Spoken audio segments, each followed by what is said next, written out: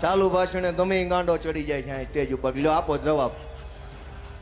ભાઈ જવાબ દેવા જ આવ્યા છે પણ અમને બેહાડો જ ખરા ને જવાબ દેવા વાળી જગ્યાએ ત્યાં બેઠા બેઠા દેવું જવાબ.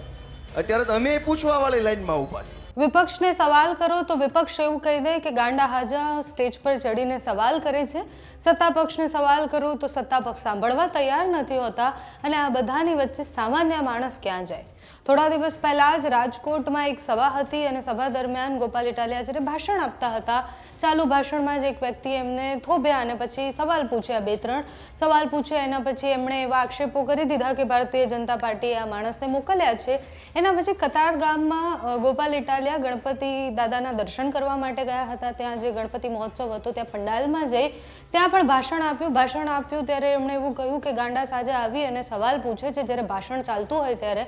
ભગવાન એમને સુખી રાખે, પણ મારે એમને ખાલી એટલું જ કહેવું છે કે અમે બી અત્યારે સવાલ પૂછવાની લાઈનમાં જ ઊભા રહ્યા છીએ.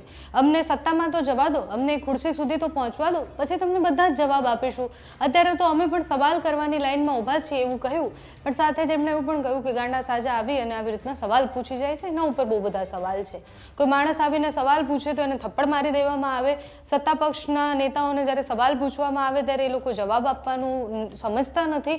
તો આ બધાની વચ્ચે સામાન્ય માણસ જે લોકોને વોટ આપી અને પસંદ કરે છે એ બધાને જવાબ કોણ આપશે? વિપક્ષ પણ જ્યારે આવું કરવા લાગશે ત્યારે બહુ જ મોટો પ્રશ્ન છે કે પછી સાંભળશે કોણ? સત્તા પક્ષે સાંભળવાનું જ છે. જેને ચૂંટીને મોકલ્યા છે એને જવાબદેહી છે જ, પણ એ જવાબદેહી સ્વીકારીને જ્યારે કોઈ જવાબ નથી આપતા ત્યારે બહુ બધા પ્રશ્નો હોય છે. કતાર ગામમાં જ્યારે ત્યાં ગોપાલ ઇટાલિયા ગયા, ત્યાં ભાષણ આપી રહ્યા હતા ત્યારે જે રાજકોટવાળી ઘટના છે એ વિષય પર વાત કરતા એમણે શું કહ્યું, સાથે જ બીજી વાત કરતા કયા કયા નેતાઓ એવા છે કે જે ભારતીય જનતા પાર્ટીમાં છે પણ કામ નથી કરી રહ્યા, સત્તા પક્ષમાં આવશે તો શું કરશે, એ બધા વિષય પર જે કહ્યું તે સાંભળો. ચાલુ ભાષણે ગમે ઈ ગાંડો ચડી જાય છે અહીં સ્ટેજ ઉપર. લ્યો આપો જવાબ. ભાઈ જવાબ દેવા જ આવ્યા છે પણ અમને બેહાડો જ ખરા ને જવાબ દેવા વાળી જગ્યાએ ત્યાં બેઠા બેઠા દેવું જવાબ. અત્યારે તો અમે પૂછવા વાળી લાઈનમાં ઉભા છે. અમે વિરોધ પક્ષમાં છીએ, અમારે તો સવાલ પૂછવાના. હવે અમે સવાલ પૂછવાની લાઈનમાં ઉભા ત્યાં તમે અહીંયા આવ્યા જવાબ આપો, પણ અમને ન્યા બેહાડો તો જવાબ દેવાનો છે. ભગવાન એને સુખી કરે, 100 વર્ષ ના કરે ને આવા નાવા રાખે ગાંડા હાંડના. કોઈ દી એનામ સુધારો જ ન આવવો જોઈએ. કેમ 4 પૈસાના ભાજપની દલાલી કરતા એક અધિકારીએ જેમ ભાવે એમ મારી હારે વર્તન કર્યું. આખી ગુજરાત જોવે એમ. કાંઈ વાંધો નહીં, સરકાર બદલાશે ત્યારે તમને મેડલ આપશું.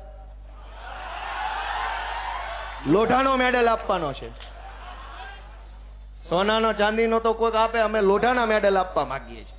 એવું થોડું હોય કે ભાજપનો નેતા આવે તો ચિંગમ બની જાય, આમ આદમી પાર્ટી વાળા આવે તો સિંઘમ બની જાય. વાહ ભાઈ સિંઘમ, ગઈકાલે અહીંયા બંધ કરાવવા આવ્યા. ભાઈ ગણપતિ બંધ કરાવી દેશો? ભાઈ અંગ્રેજોની સામે ગણપતિ આડા ઉભા રહ્યા હતા, તમે તો અંગ્રેજો કરતા ઓછા ઉતરો એવા નથી. મિત્રો, હું તમને વિનંતી કરું છું કે જરાક આત્માને જગાડો. અમારી સામું ન જોવો તો કાંઈ નહીં, તમારી પોતાની સામું તો જોવો કે હું હાલેશ.